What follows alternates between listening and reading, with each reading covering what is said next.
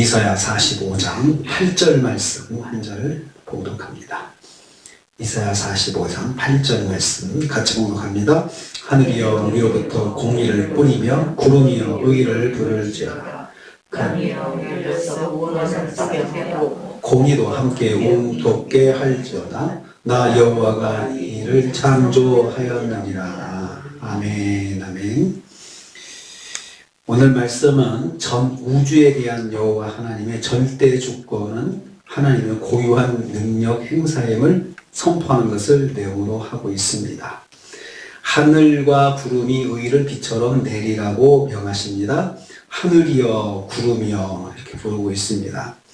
하늘과 구름에게 명령하시는 하나님을 말씀합니다. 하늘의 구름에서 비가 내리는 이미지를 사용하여 설명하십니다. 하늘과 구름은 의를 비처럼 내려야 한다는 말씀입니다. 그래서 의를 하늘이 위로부터 공의를 뿌리며 이 앞에 개역성경이나 현대인의 성경이라든지 다른 번역성경, 공동번역 이런 성경에 보면은 비처럼 뿌리며 또 구름이여 의를 부을지어다 이슬처럼 부어라 이렇게 앞에 그 말을 빛처럼 이슬처럼 이렇게 두 단어를 거기다 집어넣고 있습니다. 의를 빛처럼 뿌려야 된다 이 말씀에서 의는 그 히브리어 체데크를 쓰는데요. 하나님의 의, 하나님의 뜻 비슷한 의미로 사용합니다. 그래서 하나님의 뜻이 이루어지는 것을 체데크, 의라고 이야기합니다. 그래서 하나님의 뜻이 이루어지는 것을 말씀합니다. 이 말씀은 우리가 7절에서 여호와는 택한 백성을 위해서 빛과 어둠과 평안과 환란을 창조하신다. 어제 묵상을 했습니다. 그 말씀, 이 선포한 말씀과 연결이 되고 있습니다. 그 창조하신 하나님이라는 뜻이죠.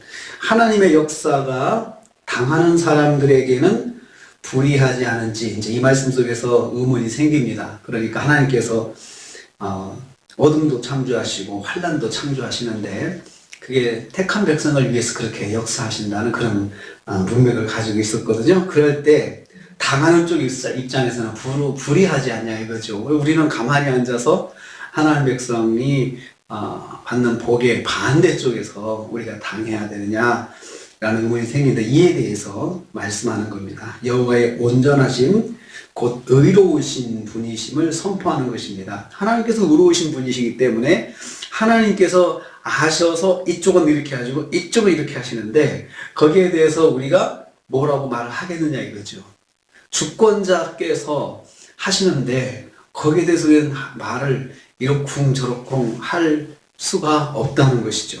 대신 주권자께서 만약에 아주 악한 분이시라면 악한 존재라면 문제가 있죠. 근데 하나님께서 선하신 하나님께서 판단하셔서 이쪽을 이렇게 하시고 이쪽을 이렇게 하시고 죄 지은 자를 심판하시고 순종하는 자에게 복을 주시고 하는 그러한 결정을 행하시는 것에 대해서 불의하다 의문을 품을 수 없다는 거죠. 왜냐하면 하나님은 선하시고 온전하시기 때문에 그렇습니다. 그리고 하나님께서 그렇게 행동하시는 것, 복을 내릴 자에게 복을 주시고 또 심판받을 자에게 벌을 내리시고 하나님 이렇게 하시는 것은 하나님의 체데크다. 하나님의 의로우심이다 라고 말씀하고 있습니다. 여호와께서 택한 자에게 복을 내리시는 것이 곧 그것이 선하신 것입니다. 여호와께서 온 세상에 공의를 실행하십니다. 두 번째 말씀입니다. 땅이여 열려서 구원을 싹트게 하고 의도 함께 움트게 할지어다 했습니다. 여호와께서 내리신 의에 대한 땅의 화답입니다. 여호와께서 하늘에서 의를 행하실 때 땅이 이에 상응하는 반응으로 싹이 나서 공의를 솟아나게 한다는 말씀입니다. 하늘과 구름과 땅, 즉 온 세상에 하나님의 뜻이 이루어지는 것을 말씀합니다. 하나님께서 의를 실현하시는 세상이 되면 온 세상이 여호와 하나님의 공의와 구원을 흡족하게 맛보게 될 것을 의미합니다. 이 엄청난 축복은 고레스 때의 맛을 보여주고 말세의 예수 그리스도의 구속의 사역을 통해서 온전하게 성취될 것을 말씀합니다. 하나님의 공의는 궁극적으로 성도의 구원으로 완성된다는 말씀입니다. 그래서 하나님의 공의가 그때 고레스를 통해서 하나님 백성을 위해서 행하시는 하나님의 공의가 온 세상에, 여기 말씀은 온 세상에 펼쳐진다고 했는데, 당시 고레스가 통치하는 땅은 지구의 한 부분입니다. 세상의 한 부분입니다. 그렇기 때문에 온 세상에 펼쳐진다 하는 것은 아직 미완성이죠. 그때 맛보고, 그리고 예수 그리스도의 구원 사역을 통해서 복음이 땅끝까지 이루어지는 그때를 통해서 온전하게 온 세상에 하나님의 공의가 이루어진다. 이것은 성도의 구원으로 완성된다는 것입니다. 그래서 성도가 구원받는, 하나님 택한 자들, 세상의 온 세상이 하나님의 구원을 맛보는 것, 경험하는 것, 이것이 곧 하나님께서 온 세상을 공의로 통치하신다, 공의를 행하신다, 그런 뜻이 된다는 말씀입니다. 여호와 하나님의 의는 성도의 구원을 이루시는 것입니다. 결국은 하나님의 뜻은 성도가 구원받는 것, 하나님의 택한 자들이 구원받는 것, 온 세상에서 택한 자들의 구원받는 것이, 그것이 하나님의 뜻입니다. 세 번째로 여호와께서 구원의 역사를 창조하셨습니다. 나 여호와가 이 일을 창조하였느니라 했습니다. 여기서 우리가 이 일이 있고 또 창조했다, 보통 이 일을 행하셨다 이렇게 말씀해야 되거든요. 그래서 이 일은 하늘과 구름의 의를 비같이 내리고, 구름이 의를 비같이 내리고, 땅에서 구원의 역사를 이루시는 하나님의 공의를 이 일이다라고 하는 말로 표현을 했습니다. 구원을 이루시는 하나님의 계획이 하나님의 주권적인 창조 사역이라고 말씀합니다. 그런데 구원을 이루신다 이렇게 말씀하면 되잖아요. 이 일을 이루신다 해야 되는데 창조하신다라고 했습니다. 창조하신다. 하나님의 구원을 창조하신다는 말씀이죠. 나 여호와를 강조하셨습니다. 스스로 행하시는 전능하신 하나님이십니다. 전능하신 하나님께서 구원의 역사를 만들어 가신다는 뜻입니다. 그러니까 구원의 역사가 왜 창조 사역이냐?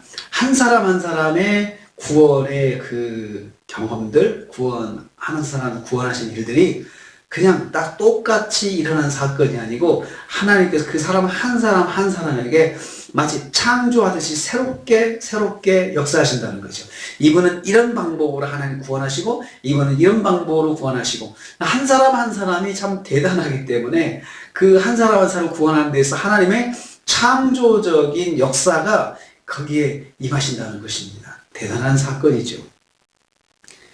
고레스의 마음을 움직여서 이스라엘을 구원하시는 구원의 역사, 이것 하나님의 창조 사역입니다. 그러니까 그 이방의 하나님을 믿지 않는 고레스가 하나님의 부르심을 받고 그 자신도 이건 하나님께서 내게 주신 이것은 복이다 라고 생각하게끔 하는 것, 창조 역사예요. 창조적인 사역이에요. 하나님께서 그 사람에게 주시는 정말 특별한 하나님의 역사라는 것이죠.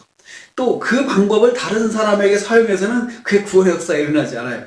그래서 그 사람에게도 또 새로운 하나님의 방식으로, 하나님의 계획으로 구원의 역사를 이루어 가신다는 것입니다. 그 마찬가지로 말세의 예수 그리스도의 구속의 은혜로 온 세상을 구원하시는 구원의 역사도 이것도 하나님의 창조 역사입니다. 창조적인 역사라는 거죠. 그래서 우리가 어떻게 온 세상이 땅끝까지로 하나님의 복음이 증거될 것인가, 이것도 어떻게 그런 일이 일어날 수 있을까라고 우리가 의문을 품잖아요. 이건 하나님의 창조 사역이라는 거죠. 유일하신 하나님께서, 전능하신 하나님께서, 나 여호와 스스로 계신 하나님께서, 전능하신 하나님께서 하나님의 방법으로 그 일들을 이루어 가신다는 것입니다. 요즘에도 우리가 깜짝 놀라는 그 세상에서 일어나는 일들이 있습니다. 어떻게 그렇게 그런 일을 할 수 있을까? 어떻게 그런 일이 일어날 수 있을까? 이것은 방법에 대한 놀라움이죠. 좋은 일이 일어나도 어떻게 그런 식으로 그렇게 할 수 있을까? 방법에 대한 사람들의 놀라움이잖아요. 마찬가지로 구원의 역사는 하나님의 창조 사역입니다. 구원의 역사. 그래서 한 사람이 하나님을 믿고 하나님을 구주로, 예수 그리스도 구주로 영접하는 사건은, 그것은 평범한 일이 아니고 하나님의 창조적인 사역입니다. 그 사람에게 주시는 하나님의 특별한 은혜, 하나님의 방법. 그래서 우리 모두가 은혜 받은 방법이 다르고 구원받은 방법이 다르잖아요. 참 신기해요. 다 달라요. 다 달라요. 똑같은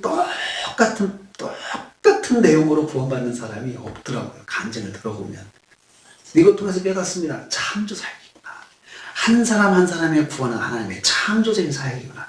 나처럼 구원받는 것이 아니고 그 사람은 그 사람대로의 하나님의 방법으로 그 사람이 하나님을 알고 하나님 믿을 수 있게 하시는 거구나 라는 걸 알 수 있습니다. 그래서 인류의 구원의 역사, 한 사람 한 사람, 내가 얼굴도 알지 못하는 사람들, 정말 언어도 다르고 문화도 다르고 사는 그런 환경도 다른 그런 사람들이 하나님을 믿게 되는 것, 예수 그리스도 영접하는 것, 이것은 정말로 하나님의 특별하신 한 사람 한 사람을 향한 창조적인 사역이다 라는 것을 말씀하고 있습니다. 복음이 땅끝까지 전파돼서 인류를 구원하시는 하나님의 계획은, 이것은 하나님의 창조 사역이고 그것은 하나님의 공의라는 것, 체데크입니다. 하나님께서 뜻과 섭리 가운데 이루시는 하나님의 창조적인 역사다라고 말씀하고 있습니다. 그래서 한 사람이 구원받는 것, 이것은 정말 하나님의 선하신 뜻이 거기에 개입되셔서 이루시는 하나님의 역사다. 그래서 꼭 기억하기를 원합니다. 오늘도 우리가 하루를 삽니다. 저와 여러분의 구원이 하나님의 창조 사역의 한 부분이었고, 그리고 특별하게 한 분 한 분이 하나님의 창조적인 계획과 뜻에 의해서 구원을 받았다는 것입니다. 그 하나님의 특별하신 섭리와 계획이 우리 한 사람 한 사람에게 오늘도 있습니다.